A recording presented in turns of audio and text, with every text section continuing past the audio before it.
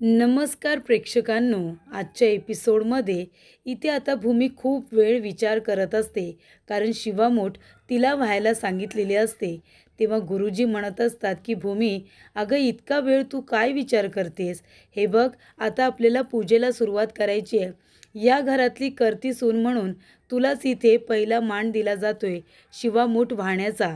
तेव्हा इथे गुरुजी म्हणत असतात की आता वेळ वाया घालवायला नको, आपण पूजेला सुरुवात करूया का? तेव्हा भूमी म्हणत असते की गुरुजी, मला माफ करा, पण ह्या वेळेला मी तुमच्या आदेशाचं पालन करू शकणार नाही आहे, कारण आता मी या घरातली कुणीच नाही आहे. तेव्हा शिवामोठ वाहण्याचा जो काही मान आहे तो मी स्वीकारू शकत नाही. त्यामुळे प्रेक्षकांनो, इथे आता रागिनी आणि पौर्णिमा भूमीचं म्हणणं ऐकत असतात. तेव्हा रागिनी म्हणते, बरं झालं, ही जर भूमी शिवामोठ वाहणार नसेल तर तो अधिकार मला मिळेल. तेव्हा प्रेक्षकांनो, भूमी म्हणत असते, खरं तर मी या कामासाठी आलेच नाही आहे, मी इथे आले माझं काम पूर्ण करण्यासाठी. मला आता या घराबरोबर जे काही माझे संबंध आहेत ते कायमस्वरूपी तोडायचे आहेत आणि म्हणून मी इथे आली आहे. त्यामुळे मी आता इथे शिवलिंगाची पूजा किंवा मी शिवामूठ वगैरे वाहणार नाही आहे, तो अधिकार आता माझा राहिलेला नाही. तेव्हा इथे आकाश म्हणत असतो, भूमी हे काय बोलतेस तू? अगं गुरुजींच्या आदेशाचं सुद्धा तू पालन करणार नाही आहेस का? तेव्हा इथे गुरुजी म्हणत असतात की हे बघ भूमी बाळा, अगं देवाची इच्छा असते ना, तेच होतं. जर देवाची इच्छा असेल की शिवलिंगावरती पहिली शिवमुठा तुझ्याच हातून वाहणार आहे, तर ती वाहिली जाणारच. पूजा ही तुझ्या हातून होणारच. आणि जर देवाची मर्जी नसेल तर आम्ही कितीही तुला आग्रह केला तरीसुद्धा तुझ्या हातून इथे शिवलिंगाची पूजा होणार नाही, तुझ्या हातून शिवामूठ वाहिली जाणार नाही. तेव्हा इथे आता मी सगळं काही देवाच्या मर्जीवरती सोडतो. जी काही देवाची इच्छा असेल आता तेच घडेल. देवाची इच्छा असेल तर पूजा ही तुझ्या हातूनच होणार. गुरुजी म्हणतात की आता तुला जे काही डिस्कशन करायचं आहे ते तू नंतर कर. आता मी आधी पूजेला सुरुवात करतो, मुहूर्त टळायला नको. त्यानंतर प्रेक्षकांनो, दीक्षित गुरुजी पूजेला सुरुवात करतात. त्यांनी आता सगळं देवावरती सोडले. ज्याच्या हातून पूजा व्हायची असेल, पूजा त्याच्याच हातून होणार हे मात्र नक्की. तेव्हा इथे गुरुजी आता पूजेची सुरुवात करतात. तेव्हा रागिनी आपल्या मनामध्ये म्हणत असते की भूमीने इथे आता पूजा करण्यास नकार दिलाय. भूमी जर शिवलिंगावरती शिवामूठ व्हायला तयारच नाही आहे, याचा अर्थ तो मान मला मिळणार, म्हणजे घरातल्या कर्त्या व्यक्तीचा मान हा माझ्याकडेच येणार आहे. पुन्हा या घरावरती माझा अधिकार आणि माझा हक्क सुरू होणार. त्यानंतर प्रेक्षकांनो, गुरुजींनी इथे सगळी तयारी केलेली असते. त्यानंतरला इथे आता शिवलिंगाची पूजा सुरू होते, अभिषेक सुरू होतो. सगळेजण हात जोडून उभे राहिलेले असतात. तेव्हा भूमीचं लक्ष आपल्या मुलीकडे, क्षितिजाकडे आणि आकाशकडे असतं. तेव्हा आकाश आणि क्षितिजा दोघेजण एकमेकांबरोबर छान खेळत असतात. आकाश आपल्या मुलीला सगळा वेळ देत असतो, तिच्याबरोबर वेळ घालवत असतो, तिच्याबरोबर तो इथे खेळत असतो. तेव्हा त्या दोघांना इतकं छान एकत्र बघून भूमीला खूपच जास्त आनंद होतो. तर इथे आता गुरुजी अभिषेक करत असतात, शिवलिंगाची पूजा करत असतात. ओम नमः शिवाय, ओम नमः शिवाय असं म्हणत असतात. त्यामुळे घरामध्ये आता पॉझिटिव्हिटीसुद्धा येत असते. तर प्रेक्षकांनो, इथे आकाश क्षितिजाला खूप मिस करत असतो आणि क्षितिजासुद्धा आकाशला मिस करत असते. तेव्हा भूमी आपल्या मनामध्ये म्हणत असते, क्षितिजा बाळा, मला माहिती आहे तुला तुझ्या बाबाची खूप आठवण येते ना, तुला तुझ्या बाबाबरोबर खेळायचं असतं.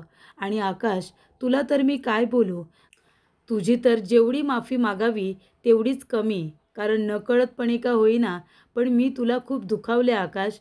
पण आता माझ्याकडे दुसरा पर्याय नाही आहे, माझा नाईलाज आहे. त्यामुळे मी तुम्हाला दोघांना एकमेकांपासून दूर ठेवते. तेव्हा इथे आकाशला सुद्धा क्षितिजाची गरज आहे, तिला तिच्या बाबाची गरज आहे. पण इथे माझा नाईलाज आहे, त्याच्यामुळे मला हे करावंच लागेल. आणि म्हणूनच मी इथे आता दुसरा कुठलाही निर्णय घेण्यापेक्षा तुझ्याबरोबर इथे आता डिवोर्स घेऊन तुझ्या आयुष्यातून निघून गेलेलं बरं, हा पर्याय माझ्यासाठी सगळ्यात उत्तम आहे, असं ती म्हणत असते. त्यानंतर प्रेक्षकांनो, इथे आता पूजा आणि अभिषेक झालेला असतो. तेव्हा गुरुजी म्हणत असतात की भूमी बाळा ये, आणि इथे आता शिवलिंगावरती पहिली इथे शिवामूठ आता वा. तेव्हा सगळेजण भूमीकडे बघत असतात, पण भूमी काही जागेवरून हलत नाही. तेव्हा इथे रागिनी लगेचच उभी राहते आणि संधीचा फायदा करून घेत असते. रागिनी म्हणत असते की भूमीने इथे शिवामूठ व्हायला नकार दिलाय, म्हणजे हा मान आता कोणीतरी स्वीकारायला हवा.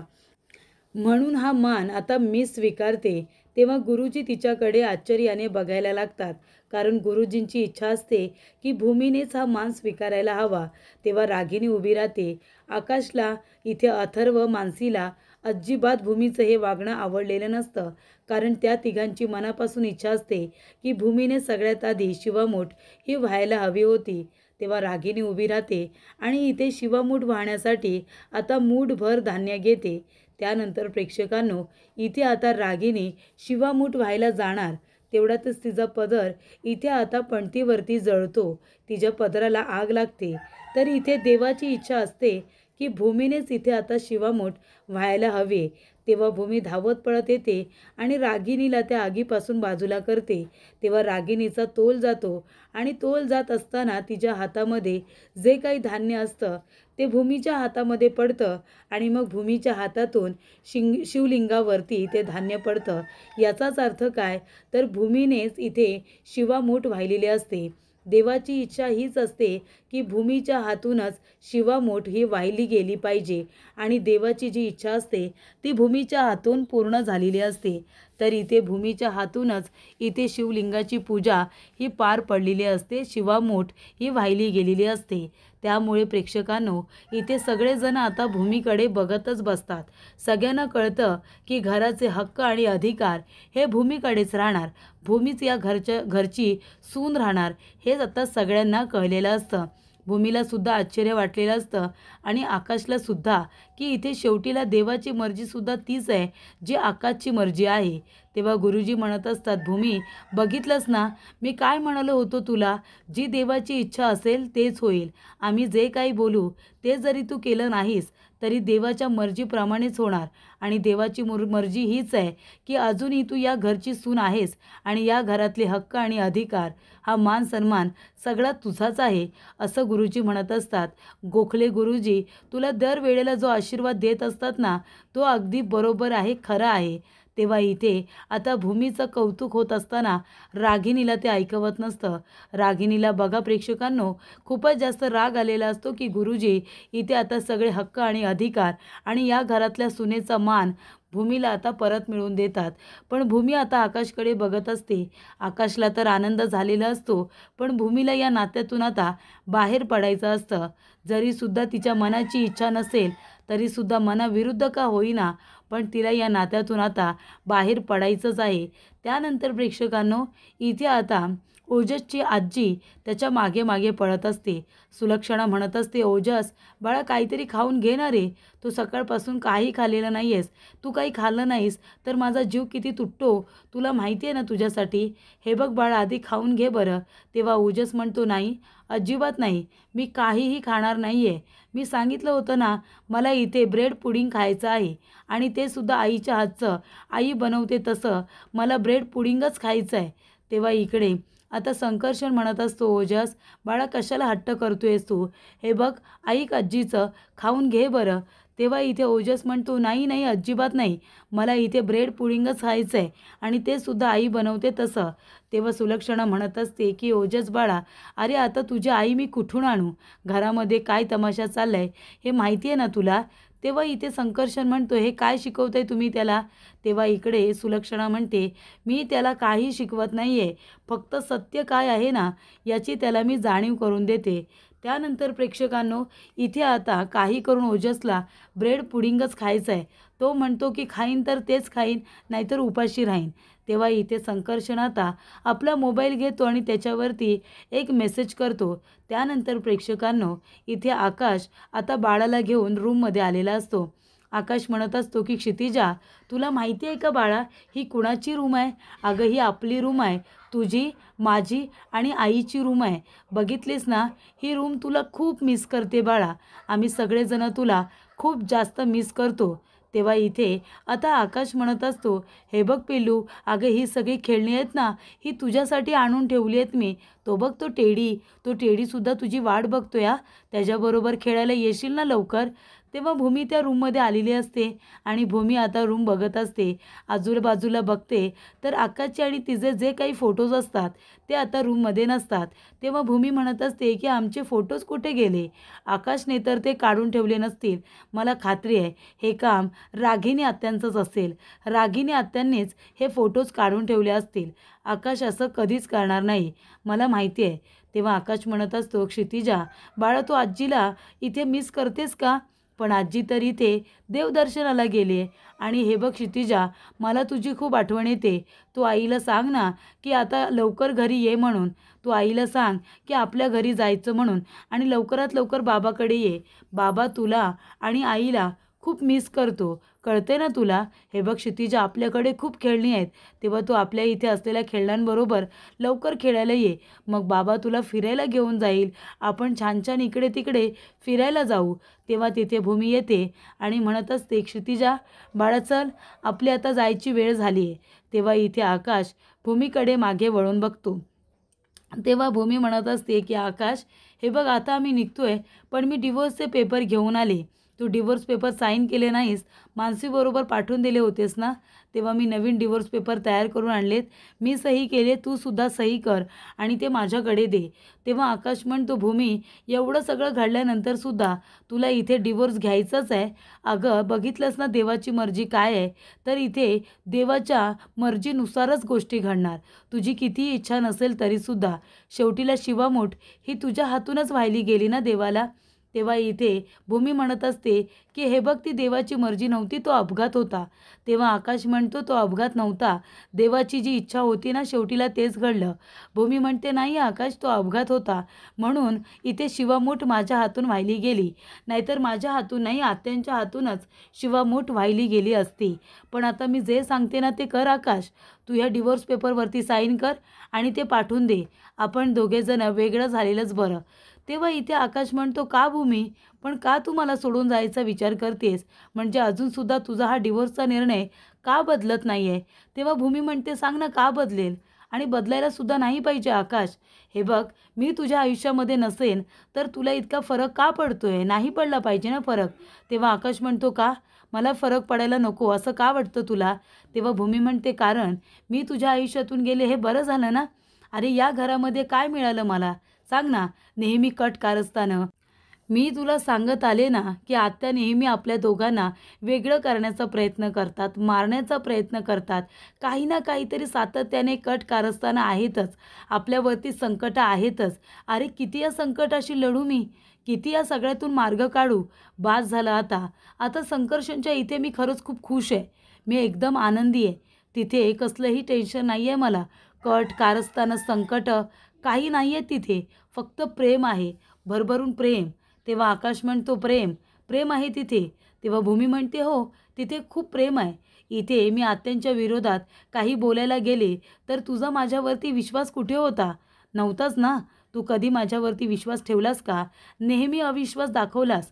म्हणून तर मी आत्यांच्या विरोधात तुला सत्य जरी सांगायला गेले तरी माझ्यावरती कधी विश्वास ठेवला नाहीस. आणि तुला सतत पुरावे हवे होते ना, सतत पुरावे हवे होते तुला. माझ्यावरचा विश्वास तेव्हाच तुझा बसला असता जेव्हा मी तुला पुरावे दिले असते. मग जाऊ दे ना, आता पुरावे नको, काही नको. आता फक्त इथे डिवोर्स पेपर साईन कर आणि लवकरात लवकर पाठवून दे. तेव्हा इथे आकाश म्हणत असतो की भूमी, म्हणजे माझ्या प्रेमाला काही महत्त्व नाही आहे का? तिखट कारस्थानं संकटं माझ्यामुळे तर येत नव्हती ना. तेव्हा भूमी म्हणते, नाही आकाश, तू कधी संकटं आणि कटकारस्थानं आणू शकत नाहीस रे. तुला ते जमतच नाही. तू तसं कधी करणारच नाही आहे, कारण तू तसा माणूसच नाही आहेस. म्हणजे कटकारस्थानं करणारी व्यक्ती कोण आहे हे तुला बरोबर माहिती आहे. हे सगळं रागिनी आत्यांचं काम आहे. पण तुझं काय आकाश, मी तर आता माझा मार्ग निवडला आहे. मी आता गेले माझा मार्ग निवडून. मला जिथे आनंद मिळतोय तिथे, संकर्षणच्या घरी मला खूप आनंद आणि प्रेम आता मिळतं आहे. इथे दुःख माझ्या आजूबाजूला सुद्धा फिरकत नाही आहे आकाश. पण तुझं काय? तुझं प्रेम खूपच जास्त इथे प्युअर आहे, सक्षम आहे असं म्हणत होतास ना तू. तुझं प्रेम हे ताकदवर आहे. मग आता कुठे गेली तुझी ताकद? अरे मी तुला सोडून काय निघून गेले तर हल्लास तू पूर्ण. हे तुझं असं कमकुवत प्रेम आहे का? अरे इथे तू खूपच जास्त धाडसी व्हायला हवंस ना. इथे अजून जोमाने उभं राहायला हवंस. तेव्हा आकाश म्हणतो, नाही ना, तू माझ्या आयुष्यातून निघून गेलीस तर हळलो मी. मी इथे खचून गेलो. कारण तू माझ्याबरोबर असशील ना तर माझी ताकद वाढेल. तू माझ्याबरोबर नसशील तर मी कमकुवतच होणार. तेव्हा भूमी म्हणत असते, मग कसलं तुझं प्रेम इतकं स्ट्रॉंग आहे? सांग ना, कसं काही तुझं प्रेम स्ट्रॉंग आहे आणि त्याच्यावरती मी विश्वास ठेवायचा? अरे अथर्वकडून कळलं मला की तू ऑफिसला जात नाही आहेस, खातपीत नाही आहेस. मग आता याला काय म्हणतात? तुझं प्रेम कमकुवत आहे असंच म्हणावं लागेल ना. ऑफिसला जा, जोमाने काम कर आणि इथे जे काही तुझं नाव तू कमावलेस ते अजून उंच शिखरावरती नेऊन ठेव. तरच मला विश्वास बसेल ना की तुझं प्रेम स्ट्रॉंग आहे आणि त्या जोमाने तू कामाला सुरुवात केली आहेस म्हणून. इथे तर मी तुझ्या आयुष्यातून निघून काय गेले, जणू काही तुझं आयुष्य थांबल्यासारखं झालंय, कमकुवत झाले तुझं प्रेम. असं आहे का? अरे प्रेमामुळे माणूस स्ट्रॉंग झाला पाहिजे आणि तो आपल्या कामामध्ये अजून इथे खूप उंच शिखरावरती गेला पाहिजे, आपलं नाव मोठं केलं पाहिजे. पण तू तर असं काही करताना मला दिसतच नाही आहेस. तेव्हा आकाश म्हणत असतो, भूमी, उद्यापासून तुला आहे ना एक नवीन आकाश दिसेल. तर इथे महाजन गारमेंटचा इथे CEO उद्यापासून बघ जोमाने काम करणार आहे. अगदी तेवढ्याच ताकदीने उद्यापासून मी ऑफिसला जाणार आणि संपूर्ण लक्ष माझं कामामध्ये देणार. तुला असं वाटतंय ना की माझं प्रेम कमकुवत आहे? अजिबात नाही. माझं प्रेम स्ट्रॉंग आहे आणि हे मी तुला दाखवून देणार आहे भूमी. तेव्हा इथे भूमी म्हणते, बरं ठीक आहे, आता मी निघते. तेव्हा इथे क्षितिजाला ती घेत असते आणि म्हणत असते की डिवोर्स पेपर मी इथे ठेवलेत, ते साईन कर आणि लवकरात लवकर पाठवून दे. तेव्हा प्रेक्षकांनो, इकडे आता भूमीकडे क्षितिजाला देत असताना आकाश भूमीचा हात पकडतो. पण भूमी आपला हात सोडवते आणि लगेचच ती बाहेर निघून येते. तेव्हा बाहेर आल्यानंतर इथे रागीने भूमीकडे रागाने बघत असते. तेव्हा भूमी तिच्याकडे लक्ष देत नाही आणि सरळ ती तिथून निघून जाते. तेव्हा इथे रागिनीने भूमीचं बोलणं ऐकलेलं असतं. तेव्हा आकाश टेन्शनमध्ये बसलेला असतो. तेव्हा रागिनी म्हणत असते की भूमी, मला माहिती आहे हे सगळं तू मुद्दामून करतेस ना, मुद्दामून बोलतेस. म्हणजे जरी पण तू इथे नसशील तरीसुद्धा या घराचे आणि ऑफिसचे अधिकार हक्क तुला माझ्याकडे येऊ द्यायचे नाही आहेत. म्हणून तू इथे आकाशला म्हणालीस की जोमाने काम कर म्हणून. मी इथे नाही आहे तर तू कमकुवत झालं आहेत. इथे येऊन तू आकाशला धीर देऊन गेलीस ना, त्याला ताकद देऊन गेलीस. मला कळतंय सगळं. तेव्हा इथे भूमी आता जात असताना इथे आकाश म्हणत असतो की भूमी, माझं प्रेम स्ट्रॉंग आहे आणि उद्यापासून तुला एक वेगळा आकाश महाजन बघायला मिळेल, जो इथे महाजन गारमेंटचा CEO आहे. तसा तुला आता जोमाने काम करत असतानाचा आकाश महाजन बघायला मिळणार आहे. कळलं का तुला? तेव्हा प्रेक्षकांनो, इथे भूमीला तेच हवं असतं की आकाशने रोज ऑफिसला गेलं पाहिजे. ऑफिसमधली सगळी सूत्र त्याने स्वतःच्या हातामध्ये ठेवली पाहिजे. कारण जर ती रागिणीच्या हातात गेली तर वाटोळं होणार हे नक्की, हे भूमीला माहिती असतं. तेव्हा रागिणी म्हणत असते की भूमी, तुला जे काही करायचं आहे ते तू कर, पण आता बघ उद्यापासून मी काय करते ते. त्यानंतर प्रेक्षकांनो, पुढील भागामध्ये इथे भूमी आता इथे विचारते की काय झालं, काय बनवताय तुम्ही? तेव्हा संकर्षण म्हणतो की इथे माझ्या ओजसला ब्रेड पुडिंग खायचं आहे, ते मी ट्राय करतोय की मला बनवता येते का ते बघतो. तेव्हा प्रेक्षकांनो, भूमी म्हणत असते की तुमची काही हरकत नसेल तर ब्रेड पुडिंग मी बनवू का? तेव्हा इथे भूमी ब्रेड पुडिंग बनवत असते आणि तेव्हा इथे आकाशने अथर्वला एक जबाबदारी दिलेली असते. तेव्हा आकाश म्हणत असतो, अथर्व, तुला माझ्यासाठी अजून एक काम करायचं आहे. तुला ना इथे डॉक्टर संकर्षण अधिकारी यांची संपूर्ण हिस्ट्री आता शोधून काढायची आहे. अगदी सगळी माहिती, त्यांच्या आयुष्यामध्ये काय चाललंय काय नाही, मला इथे इत्थंभूत त्यांच्याबद्दल सगळी माहिती हवी आहे. तेव्हा इथे अथर्व म्हणतो, आकाश तू काळजी करू नको, मी त्यांच्याबद्दल सगळी माहिती गोळा करून तुला देतो. त्यानंतर प्रेक्षकांनो, इकडे आता अथर्वला कळलेलं असतं की आकाशला सगळं हे काय करायचं आहे. एकतर आकाश ऑफिसमध्ये आला आहे, ऑफिस त्याला सांभाळून आता भूमी नक्की काय करते हे त्याला शोधून काढायचं आहे. तर इथे ब्रेड पुडिंग बनवलेलं असतं. तेव्हा इथे ओजसला ते खायला दिलेलं असतं भूमीने, पण ओजस खायला तयार नसतो. तेव्हा इथे संकर्षण म्हणत असतो की हे बघ ओजस बाळा, आता भूमी तुझी आई आहे, तू तिला आई म्हणून मानायचं आहे. आणि हे बघ तिने इतकं प्रेमाने तुझ्यासाठी ब्रेड पुडिंग बनवले की नाही, ते खा बरं, आई बनवते ना तसंच बनवले बघ तू. तेव्हा इथे आता ओजस म्हणत असतो, नाही नको मला, मला तिने बनवलेलं काही खायचं नाही आहे. आणि तो आता प्लेट जोरात चालून देतो. तेव्हा इथे भूमी त्याला समजवायला जाणार, तेवढ्यातच ओजस तिला धक्का देतो आणि तिथून निघून जातो. तेव्हा इथे निघून जात असताना भूमी आता खाली पडते आणि तिच्या डोक्याला लागतं. तेव्हा प्रेक्षकांनो सोप्याचं टोक तिच्या डोक्याला लागलेलं असतं. तेव्हा संकर्षण म्हणतो, ओजस हे काय केलंस तू, लागलं ना भूमीला. आणि तो आता ओजसवरती हात उगारतो. तेव्हा भूमी संकर्षणचा हात पकडते आणि त्याला इथे ओजसला मारू देत नाही. ती म्हणते, संकर्षण हे काय करताय तुम्ही. तर इथे आता भूमी प्रयत्न करत असते इथे ओजसच्या मनामध्ये जागा निर्माण करण्यासाठी. पण इथे ओजस तिचं काहीही ऐकून घ्यायला तयारच नाही.